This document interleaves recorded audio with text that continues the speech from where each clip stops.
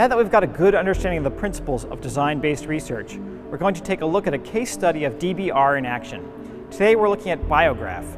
Biograph is a set of tools and curriculum to help high school students develop an understanding of biology and complex systems concepts. It uses the StarLogo Nova software that you saw back in week 3 of this course. Now we'll talk with Professor Susan Yoon, a former postdoc here at MIT and now a professor at Penn, who's heading up the research on Biograph, to learn more about the project.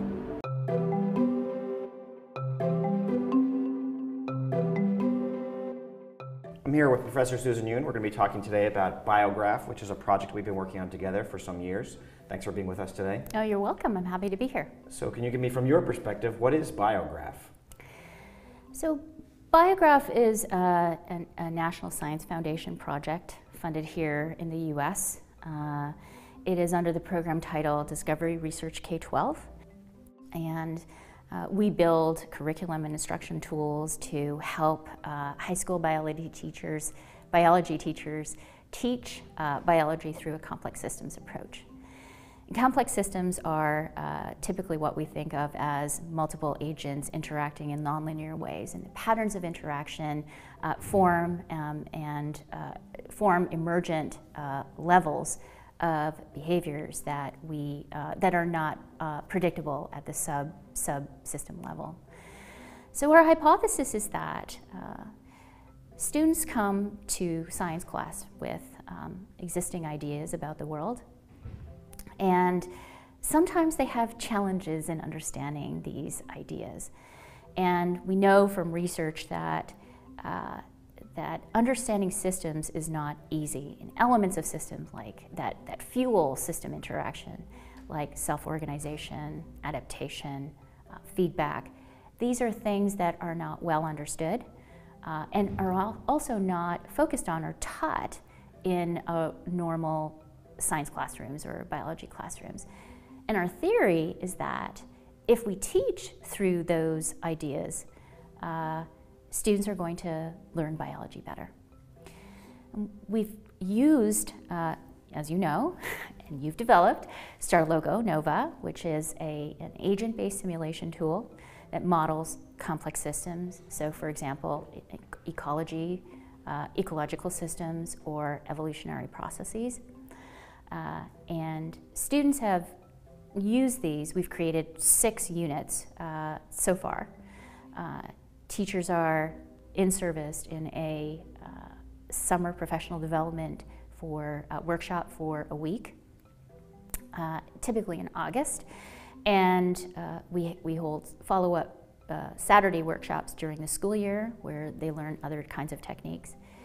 Here, these units are they instantiate a number of really important aspects of science education and science learning. The first one is that our curriculum and instruction is aligned with the next generation science standards. Mm-hmm. And all of those important scientific practices and cross-cutting concepts that include argumentation, theory building, being able to construct information out of data, and these cross-cutting themes that include understanding patterns, systems, and system models. These are important aspects of the next generation science standards that are right now not well specified in curricular units or instructional practices. Another really important aspect of Biograph and the learning that we try to instantiate in the project is the promotion of computational thinking. And the next generation science standards, it's the first time that we have had to include computational thinking. That's one of the core practices, mathematics and computational thinking, that's been included. And we do that, we actually focus on computational thinking through the construction of models in the project. So one of the hallmarks of Biograph has been that we've employed design-based research. How have you seen that playing out within the project? Right, so design-based research is an important methodology in the learning sciences. And we use that to help us understand how interventions play out in the real world. Because despite our best intentions, as you know, when we're designing these interventions, we hypothesize how it's going to look in different contexts. And lo and behold, they always end up differently in the classroom. And so we had some best guesses about how to construct this very innovative instruction and curriculum, instructional approach and curriculum. We piloted it in our first year. And so design-based research is we're using ideas about learning to help us create interventions, and then we implement those interventions in the real world. And so in our case, we went in our first year with 4 pilot teachers, and we did our in-service workshop in the summer, and they took it into the classroom, and we were in there. We observed very in a lot of detail, and this is different. Design-based research is different than, let's say, an experimental design or a quasi-experimental design, in that there's a lot of qualitative, in-depth observation that's going on.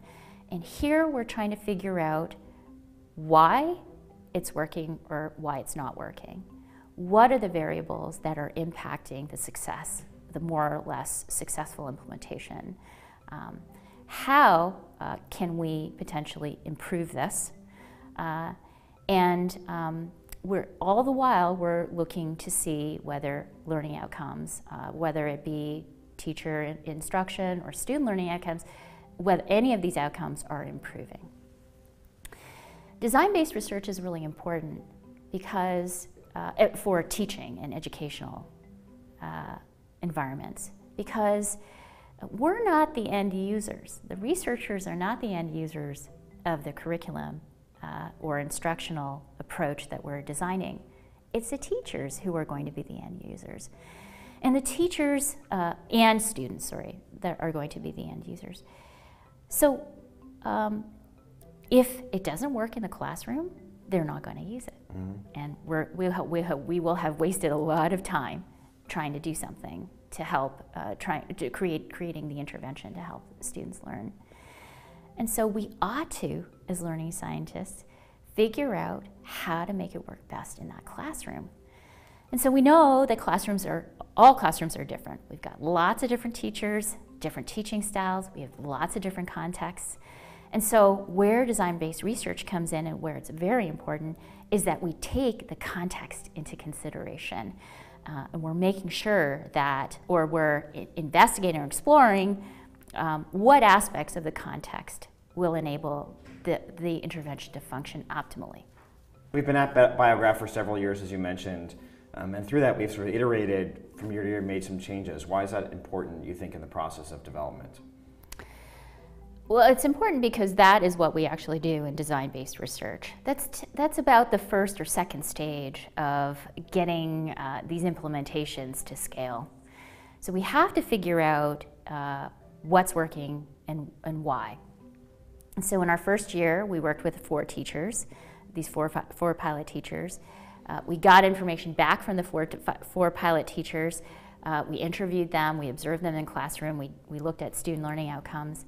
We fed all of that back into the next phase of our implementation, which is where we were working with a larger number of teachers, 10. So that's actually different than quasi-experimental or experimental, where you're working with many more teachers. We just worked with 10 because we still didn't know whether students were optimally learning from our resources, and that's really, really important in DBR. So in the second year, we worked with these 10 teachers, and this is where Biograph differs from some projects similar to this, is that we worked for a second year with the same teachers, and we asked those teachers to give us a lot of feedback about how that happened and how Biograph worked in their classroom. We enlisted their help as co-designers of the project. And so we asked them, so co-designers co-designing included having teachers co-teach with us in the subsequent summer professional development. Several of the teachers were interested in differentiating the curriculum a little more than we had differentiated. Some of them were working in high ESL populations. And so they assisted us in constructing curriculum that differentiated it for their population, which in the end serves us very well because there are many teachers who teach similar populations. They also gave us a lot of feedback about things like, for example, we really wanted them to learn about complex systems. So we worked with them in understanding the theory of complex systems. We gave them articles to read at their level, at the teacher level. We also talked a lot about it. We had other resources for them as learners, the teachers as learners, to learn about complex systems. And then we introduced them to the Star Logo Nova simulations and the curricular guides that went along with those. And then we asked them to implement in classrooms. So this happened in the pilot year. It also happened in the first year. After the first year, they came back and they said, well, we really feel that we know how to use the models. They're really interesting. Students really like it. There's this one aspect that we're really not comfortable with. There are a couple of aspects, so I can talk about the second aspect in just a second. But the first aspect that they weren't really comfortable in was teaching complex systems to their students. They said, we had done a really good job in helping the teachers themselves learn about complexity, but we didn't do as good a job in helping them translate that information to their students. And so there we created a bank of activities that, that teachers could use. We provided them with a lot of different videos that they could actually use with their students, articles that were directed at the level of reading for high school. And we also even constructed with them definition banks that they could use that were similar to textbooks or other resources that they use typically in their classroom. So we're coming to the end of our second year with those 10 teachers. And we don't have the data yet that's come in to see whether we've improved on their first year of implementation, but we think we've done a pretty good job this year, so we're going to see what's happening with that. So I've mentioned that we've worked together on this project. How do you see the teams aligning with each other, or where's the overlap and where's the different parts that we bring to the table? In design-based research or any kind of educational research, I think partnering is the way that you need to go. There are so many issues that we need to address that need different skill sets. And I think the beauty of Biograph has been a design and development team with phenomenal technological expertise and also curricular expertise, building curriculum. And then we have, so that is, I hope you agree, the MIT's, MIT's role. That's right, what you did. And so on the Penn side, we came with some research expertise. And we were really interested in whether the design of the technology and the development of that technology was actually making a difference in classrooms. And truthfully, we couldn't do on our side, we couldn't do the development. And you, as busy as you are, probably couldn't do the research. Not that you couldn't do the research, but you didn't have time to do the research. So when we come together as a team, we make it's a happy partnership. So Biograph, the current version is drawing to a close. What would you like to see as the next steps? What's next for Biograph? So Biograph was a design and development project, again using qualitative mixed methods approaches to really get the curriculum instruction part of the project right. But that's just the start. And so now we have to go, we think we have a really good product that we could potentially go to scale. And as in all interventions, they have to go through different stages of growth. And so the next stage for Biograph would be efficacy trials. So what we're probably going to do is take what we already know about Biograph, our products, and do a kind of small-scale randomized controlled trial to see whether and what the value added is in terms of student learning. Another project that we've been toying with is putting Biograph online. We know that in the face-to-face mode, It is economically fairly expensive and also expensive in time. And probably in the face-to-face mode where we're doing our teacher professional development and doing the observations, all of those things are not scalable. But if we are able to take elements that are able to go online or put on the web, we may have a better shot at disseminating this to larger numbers of teachers, not just locally, but also geographically across the United States and across the world, and that's where we're hoping to go with the online learning environment. Great. I hope for our sake it works out. I think so, yeah. So thanks to Susan Yoon for being with us today, talking about design-based research and our project Biograph and how we were able to use design-based research for that. So thanks for being with us. Oh, you're welcome. It was great fun. Susan described a great example of a design-based research project and how it worked. In addition to understanding the concept behind this method, it's also useful to see exactly what form the research and data collection can take. In order to show you what a research project might look like in more concrete detail, we've posted the data collection instruments on the course platform for you to browse through. Read through them and you'll find out what researchers were looking for when they did classroom observations and what questions we wanted teachers to answer in their interviews and surveys.